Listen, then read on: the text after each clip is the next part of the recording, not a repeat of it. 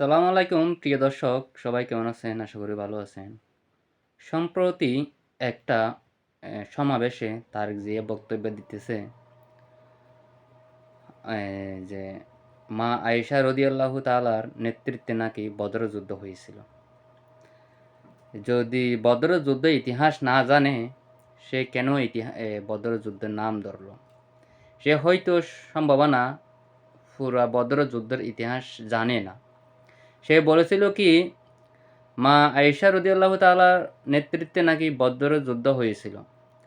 আমি যতটুকু রিসার্চ করলাম, যতটুকু জানতে পারলাম, নবী করিম সাল্লাল্লাহু আলাইহি সাল্লামের নেতৃত্বে বদর যুদ্ধ হয়েছিল।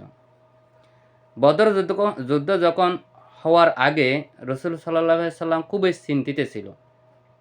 চিন্তিত যখন ছিল, কিছু সাহাবীদের সাথে আলোচনা করতেছে।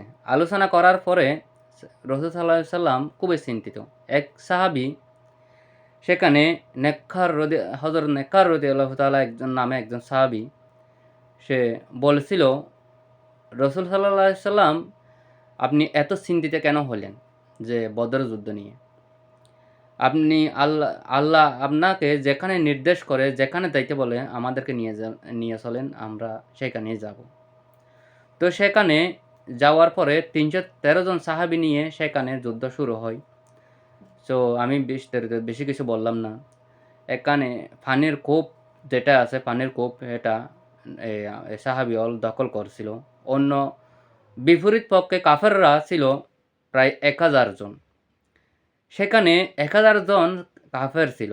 আর এ সাহাবীরা ছিল এ ৩১৩ জন। দেখেন, যখন এটা আল্লাহর রাসূল সাল্লাল্লাহু আলাইহি সাল্লাম নেতৃত্বে এটা হয়েছিল। সেখানে ওমর হযরত ওমর রাদিয়াল্লাহু তাআলাও চলে যায় সে যুদ্ধে। সেই যুদ্ধয় শেষ পর্যন্ত কাফেররা টিকতে পারে না, কাফেররা চলে যায় এবং সেই যুদ্ধয় ওমর রাদিয়াল্লাহু তাআলা শহীদ হন এবং আরও সাহাবীরা শহীদ হন। তো দেখেন, এখানে কি মা আয়েশা রাদিয়াল্লাহু তাআলার নেতৃত্ব যুদ্ধটা সংগঠিত হয়েছিল?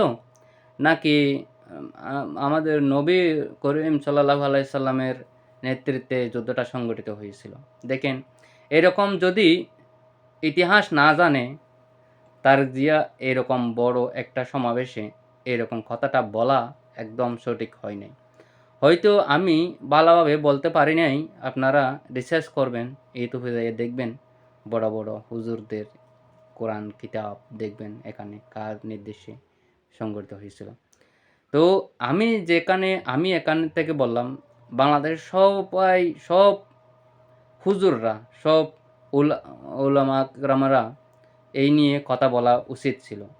একটা ইতিহাসকে কিভাবে বিকৃত করতেছে, এখন কিছু হুজুর এগুলা নিয়ে কথা বলবে না। কারণ যে তাদের শুধু এখন নির্বাচন দরকার।